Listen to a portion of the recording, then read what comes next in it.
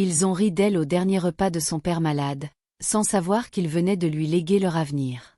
Le jour où son père rendit son dernier souffle, Aïcha ne pleura pas seulement un homme. Elle découvrit que son mari, sa belle famille et la femme qui souriait derrière eux avaient préparé sa chute depuis des mois. Ils pensaient qu'elle était pauvre, faible et seule. Mais ils ignoraient une chose.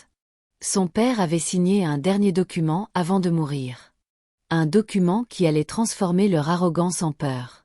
Avant de commencer, abonne-toi si tu aimes les histoires de trahison, de justice et de leçons de vie.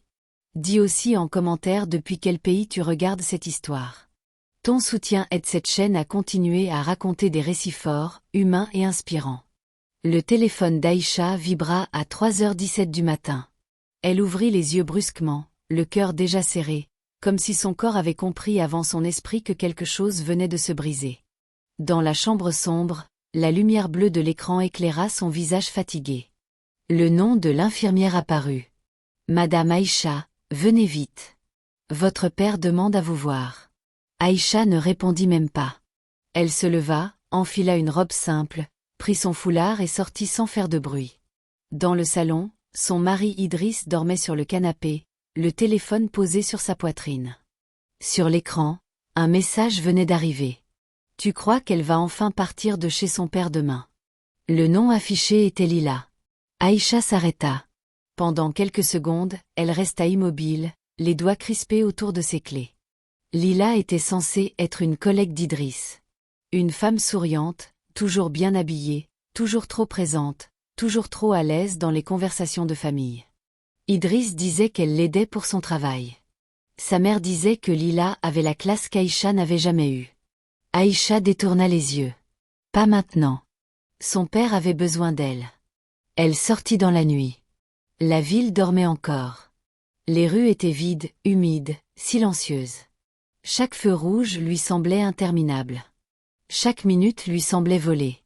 Depuis 6 mois, son père, Mamadou Diallo, ancien propriétaire d'une petite imprimerie de quartier, luttait contre la maladie. Il n'avait jamais été un homme bruyant. Il parlait peu, travaillait beaucoup, donnait sans compter et gardait ses douleurs pour lui. Pour Aïcha, il avait été plus qu'un père. Il avait été son refuge. Quand sa mère était morte alors qu'elle avait 13 ans, c'était lui qui lui avait appris à nouer son foulard, à faire du riz sans le brûler, à lire un contrat avant de signer, à ne jamais confondre gentillesse et faiblesse. Elle arriva devant la maison de son enfance avec les mains tremblantes. La porte était ouverte. L'infirmière l'attendait dans le couloir, les yeux rouges. « Il est encore conscient, » dit-elle doucement. « Mais il faut faire vite. » Aïcha courut presque jusqu'à la chambre. Son père était allongé, le visage maigre, les lèvres sèches, les yeux ouverts vers la porte comme s'il l'attendait depuis longtemps. La petite lampe posée près du lit diffusait une lumière chaude. Sur la table, il y avait son vieux carnet, ses lunettes et une enveloppe scellée qu'Aïcha n'avait jamais vue. « Papa » souffla-t-elle. Mamadou tourna lentement les yeux vers elle. Un sourire faible apparut sur ses lèvres. « Ma fille. » Elle s'assit près de lui et prit sa main. Elle était froide. « Je suis là. Je suis venue. Tu n'es pas seule. » Il inspira difficilement. « Aïcha, écoute-moi bien. » Elle hocha la tête, incapable de parler. Les gens qui te sourient ne te veulent pas toujours du bien. Parfois, les dents brillent plus que les cœurs. Les larmes montèrent aussitôt dans les yeux d'Aïcha. « Papa, ne parle pas comme ça. Tu vas te reposer. On va encore parler demain. » Il serra faiblement ses doigts. « Non. Demain appartient à Dieu. Mais aujourd'hui, je dois te dire la vérité. » Il tourna légèrement la tête vers l'enveloppe posée sur la table.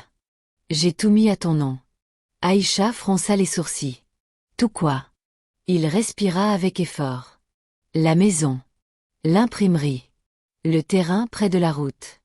Les comptes. Les machines. Les contrats. Même ce que personne ne sait encore. » Elle secoua la tête, perdue. « Papa, je ne comprends pas. » Il la regarda avec une intensité qui lui coupa le souffle. « Idriss n'aime pas ton âme, Aïcha. Il aime ce qu'il croit pouvoir obtenir en restant près de toi. » Le silence tomba dans la chambre. Au loin, un chien aboya. L'infirmière se retira discrètement, laissant le père et la fille seuls dans ce moment fragile. Aïcha sentit son cœur battre plus fort. Pourquoi tu dis ça? Son père ferma les yeux un instant, comme si le souvenir le fatiguait. Il est venu me voir 2 fois. Une fois avec sa mère. Une fois seul.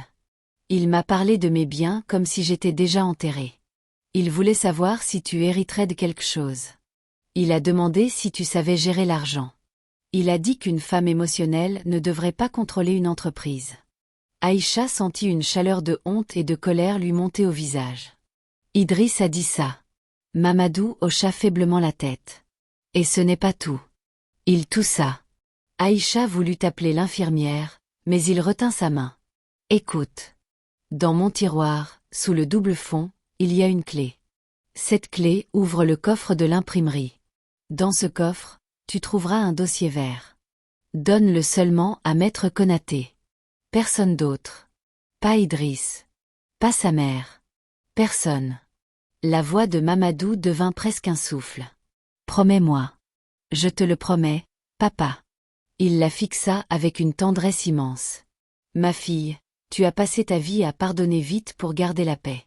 Mais parfois, garder la paix avec les autres, c'est déclarer la guerre à soi-même. Aïcha pleura en silence. Il leva péniblement la main jusqu'à son visage. Ne les laisse pas te faire croire que tu n'es rien. Tu es l'enfant de mes prières. Tu es la maison que je laisse debout quand je pars. Sa main retomba doucement. Papa. Son regard se perdit un instant vers la fenêtre. Puis il murmura. Quand ils riront de toi, ne réponds pas. Laisse le papier parler. Aïcha n'eut pas le temps de demander ce que cela voulait dire. Son père inspira une fois. Puis une deuxième fois. Puis la chambre devint trop silencieuse. Aïcha resta là, tenant sa main, incapable de crier. Quelque chose en elle se fissura. Mais au fond de cette fissure, une autre chose commença à naître. Une force lente. Une force froide.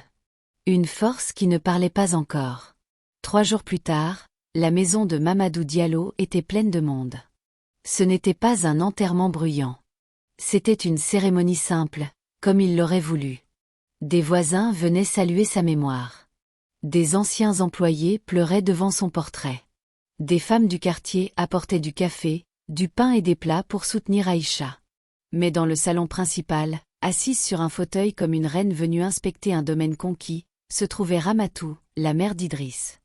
Elle portait un boubou noir brodé, des bijoux dorés et un regard dur.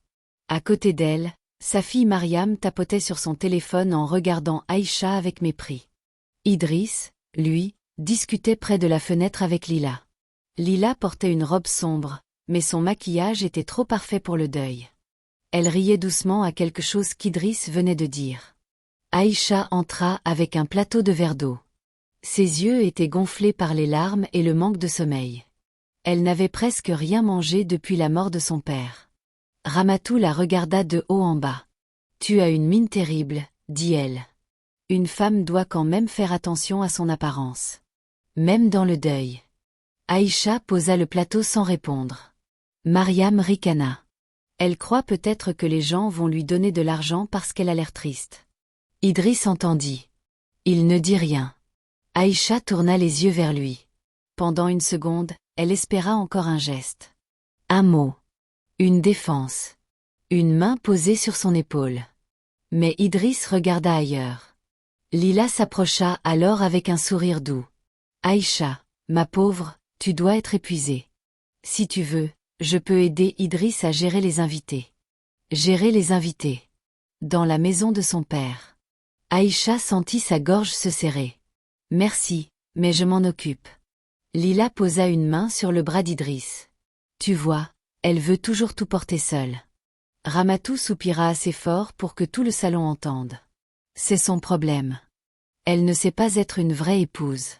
Une vraie épouse reste près de son mari, pas collée à son père comme une petite fille. Le silence tomba autour d'eux. Plusieurs voisins baissèrent les yeux. Une tante éloignée d'Aïcha porta la main à sa bouche, choquée. Mais personne n'osa parler. Aïcha sentit ses jambes trembler. Son père venait à peine d'être enterré. Et déjà, il la piétinait. Idriss s'approcha d'elle, le visage fermé. Il lui attrapa le poignet, pas violemment au point d'attirer l'attention, mais assez fort pour lui faire mal. Viens dans le couloir. Elle le suivit. Dès qu'ils furent seuls, il serra davantage son poignet. Tu vas arrêter de faire ta victime devant tout le monde. Aïcha leva les yeux vers lui. Je viens d'enterrer mon père. Justement. Ne transforme pas cette journée en théâtre. Ma mère est déjà assez stressée. Ta mère est stressée. Idriss s'approcha de son visage. Oui. Parce qu'on ne sait pas dans quel désordre ton père nous a laissés. On doit parler de la maison, de l'imprimerie, des papiers. Il faut être réaliste. Aïcha le fixa, glacée. Non. Il cligna des yeux. Nous sommes mariés. Elle retira son poignet. Cette maison appartenait à mon père. Et toi, tu es ma femme. Donc arrête de faire comme si j'étais un étranger. À cet instant, la voix de son père revint dans sa mémoire. Quand ils riront de toi, ne réponds pas. Laisse le papier parler. Aïcha baissa les yeux vers son poignet rougi. Puis elle retourna dans le salon. La journée continua avec des murmures, des regards et des phrases déguisées. Ramatou se permit de critiquer les meubles. Mariam demanda à haute voix si l'imprimerie valait encore quelque chose. Lila proposa de contacter un agent immobilier qu'elle connaissait. Idriss parlait déjà de vendre certaines machines pour payer des dettes dont Aïcha n'avait jamais entendu parler. À la fin de la cérémonie, alors que les invités commençaient à partir, une voiture noire s'arrêta devant la maison. Un homme en costume gris en descendit. Maître Konaté. Il avait environ 60 ans, les cheveux poivre et sel, le visage calme et la démarche mesurée. Il avait été l'avocat de Mamadou Diallo pendant plus de 20 ans. Aïcha le reconnut aussitôt. Il avait assisté à son mariage. Il était aussi venu voir son père plusieurs fois ces derniers mois. Il entra dans la maison et s'inclina devant le portrait de Mamadou. Puis il se tourna vers Aïcha. « Ma fille, je suis désolé pour ta perte. »« Merci, maître. » Idriss se redressa immédiatement. « Ah, maître Konaté. Justement, nous voulions vous parler. Il faut clarifier certaines choses concernant les biens de mon beau-père. » L'avocat le regarda calmement. « C'est précisément pour cela que je suis venu. » Ramatou se leva, soudain plus intéressé. « Très bien. On peut lire le testament maintenant. » Maître Konaté secoua la tête. « Pas ici. Monsieur Diallo a laissé des instructions précises. La lecture aura lieu demain matin à mon cabinet. Il a demandé la présence d'Aïcha, d'Idriss, de Madame Ramatou, de Mariam et de toute personne qui aurait pensé avoir un intérêt dans ces biens. » Le regard de l'avocat glissa vers Lila. Elle sourit nerveusement. « Moi je ne suis qu'une amie. » Maître Konaté répondit avec une voix douce. « Alors vous n'aurez sûrement aucun problème à entendre la vérité. » Le lendemain, le cabinet de Maître Konaté était rempli d'une tension presque visible. Aïcha arriva seule, vêtue d'une robe blanche simple et d'un foulard crème. Elle avait peu dormi. Mais quelque chose avait changé dans son regard. La veille au soir, elle avait suivi les instructions de son père. Dans le tiroir, sous le double fond, elle avait trouvé la clé. À l'imprimerie, dans le coffre, elle avait trouvé le dossier vert. Elle ne l'avait pas ouvert. Elle l'avait remis à Maître Konaté dès son arrivée. L'avocat l'avait regardé avec une émotion contenue. « Ton père savait que tu tiendrais ta promesse. » Quelques minutes plus tard, Idriss entra avec sa mère, sa sœur et Lila. Ramatou lança un regard méprisant à Aïcha. « Tu aurais pu venir avec ton mari. Les gens vont croire qu'il y a des problèmes dans ton foyer. » Aïcha répondit calmement. « Il y a des problèmes dans mon foyer. » Idriss se figea. Lila baissa les yeux pour cacher un sourire. Ils s'assirent autour d'une grande table. Maître Konaté prit place en face d'eux avec plusieurs dossiers. « Avant de commencer, dit-il, je dois vous informer que Monsieur Mamadou Diallo a préparé cette lecture avec beaucoup de précision. Il savait que certaines personnes pourraient contester ses décisions. Il a donc laissé des preuves, des documents et des messages. » Idriss croisa les bras. « On dirait que vous nous accusez déjà. »« Je ne vous accuse pas, » répondit l'avocat. « Je lis la volonté d'un homme qui n'est plus là pour se défendre. » Il ouvrit une enveloppe. « Ceci est une lettre destinée à être lue devant vous. » Aïcha sentit son souffle se bloquer. Maître Konaté commença. « Ma fille Aïcha, si tu entends ces mots, c'est que je ne suis plus dans ce monde.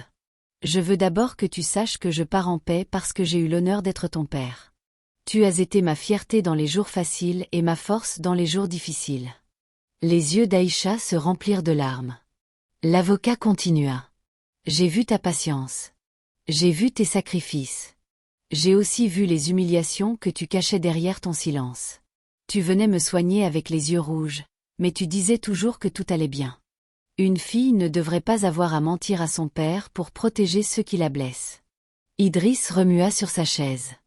Ramatou leva les yeux au ciel. C'est du théâtre, murmura Théel. Maître Konaté leva la main.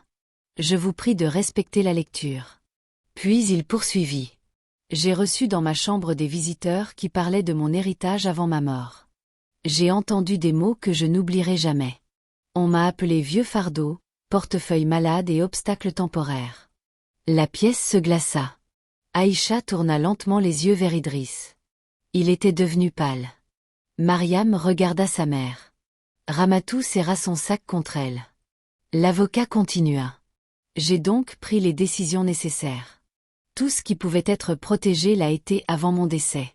La maison principale, l'imprimerie Diallo, le terrain de Diamalais, les comptes professionnels, les machines et les contrats de distribution appartiennent légalement à ma fille Aïcha Diallo. Idriss se leva brusquement. C'est impossible. Maître Konaté ne bougea pas. Asseyez-vous, monsieur. Non. C'est impossible. Elle est mariée. Je suis son mari. Je dois avoir des droits. L'avocat ouvrit un second dossier. Votre mariage est sous séparation de biens. Vous avez signé le contrat 3 jours avant la cérémonie. Idriss resta figé. Aïcha le regarda. Elle se souvenait vaguement de ce contrat. À l'époque, Idriss lui avait dit que c'était une formalité exigée par son propre père pour protéger la famille d'Idriss. Elle avait signé, sans imaginer que ce papier la protégerait un jour d'eux. Maître Konaté poursuivit. Monsieur Diallo a également laissé une clause claire. Toute personne tentant de faire pression sur Aïcha, de la manipuler ou de contester frauduleusement ses droits perdra automatiquement tout avantage secondaire prévu dans le testament. Ramatou fronça les sourcils.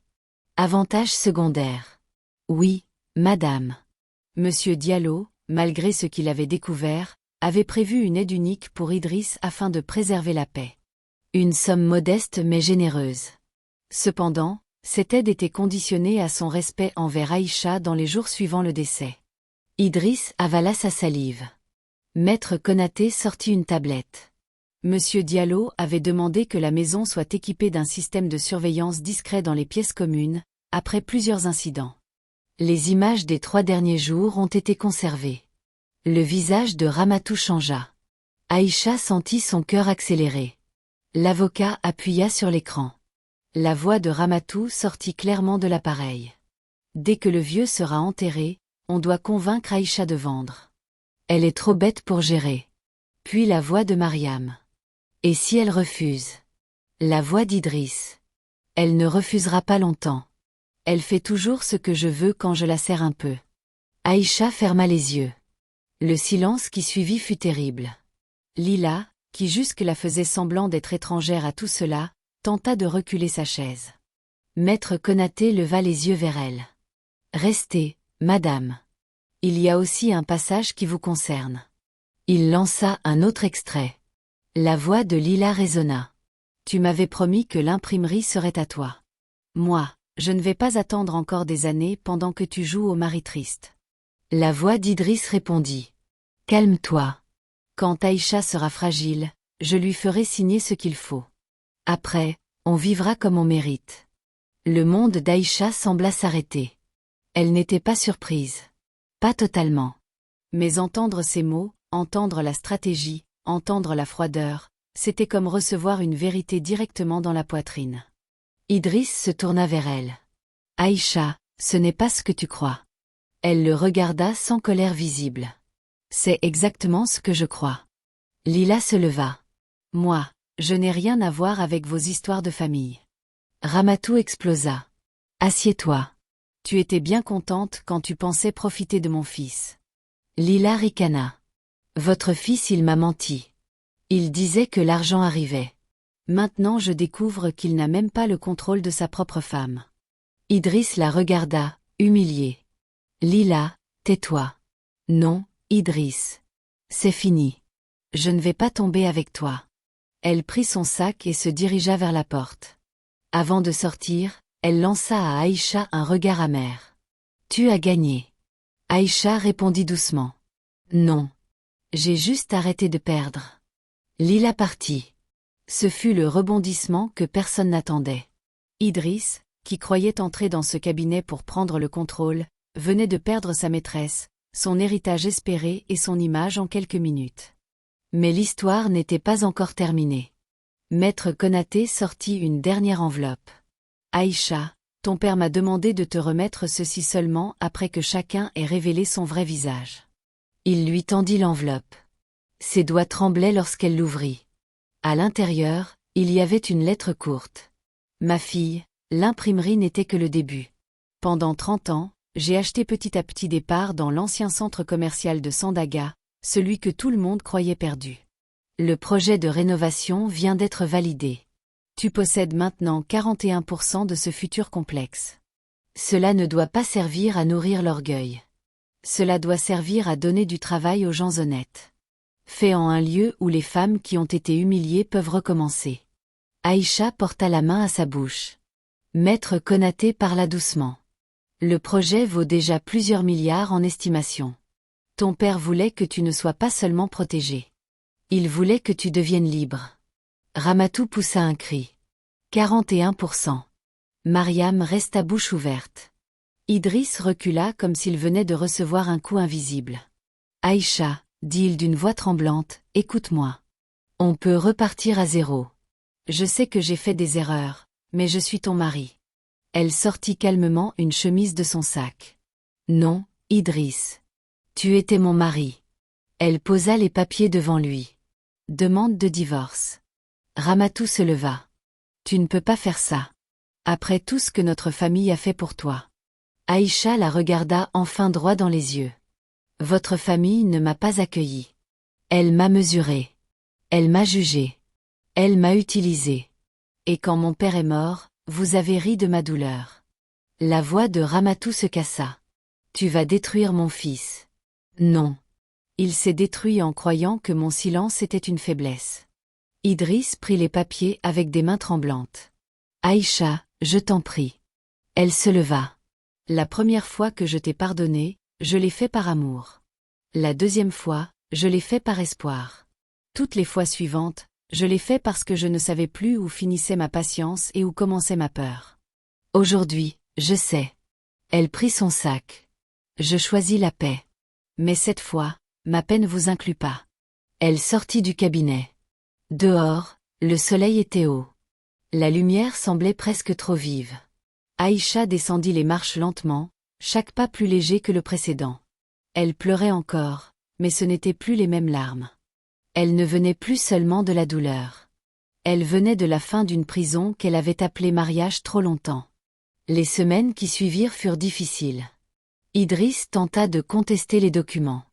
Il engagea un avocat, accusa Aïcha de manipulation, prétendit que Mamadou n'était pas lucide au moment des signatures. Mais Maître Konaté avait tout prévu. Rapports médicaux. Témoins. Vidéos. Contrats. Actes notariés. Tout était solide. Le divorce fut prononcé rapidement. Idriss perdit aussi son poste après que certains messages professionnels montrèrent qu'il avait utilisé son travail pour favoriser les affaires de Lila. Ramatou vendit ses bijoux pour payer des frais d'avocat. Mariam, qui se moquait d'Aïcha en public, effaça tous ses anciens commentaires lorsqu'une partie de la vérité circula dans le quartier. Lila disparut dès qu'elle comprit qu'il n'y avait plus rien à gagner. Un matin, 3 mois après le jugement, Aïcha retourna à l'imprimerie de son père. La façade était ancienne. La peinture s'écaillait. Les machines avaient besoin d'entretien. Mais l'odeur du papier, de l'encre et du bois lui donna l'impression de rentrer dans une partie vivante de son enfance. Un vieil employé nommé Sékou vint à sa rencontre. « Madame Aïcha, on ne savait pas si vous alliez garder l'endroit. » Elle regarda autour d'elle. « Mon père disait qu'une machine arrêtée n'est pas morte. Elle attend seulement qu'on rallume le courant. » Sékou sourit avec émotion. « Alors on rallume. » Aïcha hocha la tête. On rallume. Elle ne vendit pas. Elle rénova.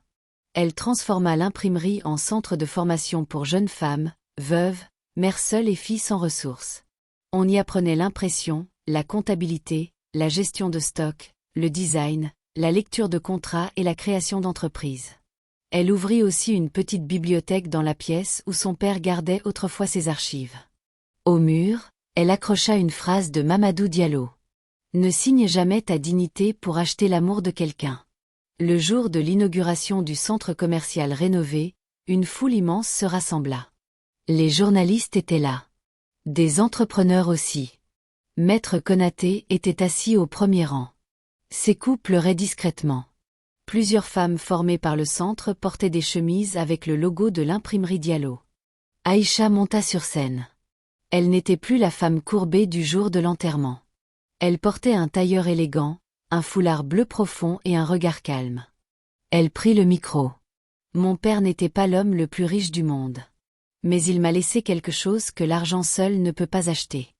Il m'a laissé la préparation. Il m'a laissé la vérité.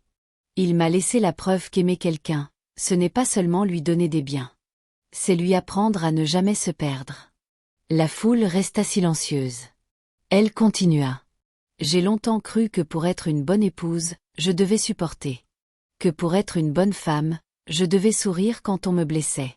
Que pour garder une famille, je devais accepter d'être diminuée. Mais aujourd'hui, je sais qu'aucune maison ne mérite qu'on y enterre son âme. » Des applaudissements éclatèrent. Aïcha regarda le portrait de son père posé près de la scène. Ce lieu portera son nom. Le centre Mamadou Diallo ne sera pas seulement un bâtiment. Ce sera une porte ouverte pour toutes les personnes à qui l'on a dit qu'elles ne valaient rien. Au fond de la foule, un homme apparut. Idriss. Il avait maigri. Ses vêtements étaient simples. Son arrogance avait disparu. Il resta loin, presque caché derrière un pilier. Quand Aïcha descendit de scène, il s'approcha timidement. Aïcha. Elle s'arrêta. Il baissa les yeux. Je voulais juste te dire que j'ai compris beaucoup de choses. Elle le regarda avec calme. Je l'espère pour toi. Je suis désolée. Elle resta silencieuse. Il continua. Je ne te demande pas de revenir. Je sais que je ne le mérite pas. Mais je voulais te dire que ton père avait raison. J'ai été mauvais. J'ai laissé ma mère parler. J'ai laissé Lila entrer. J'ai cru que ta douceur voulait dire que je pouvais te contrôler. Aïcha inspira lentement. Idriss, je te pardonne. Mais mon pardon n'est pas une porte ouverte. C'est une porte fermée sans haine derrière. Il hocha la tête, les yeux humides.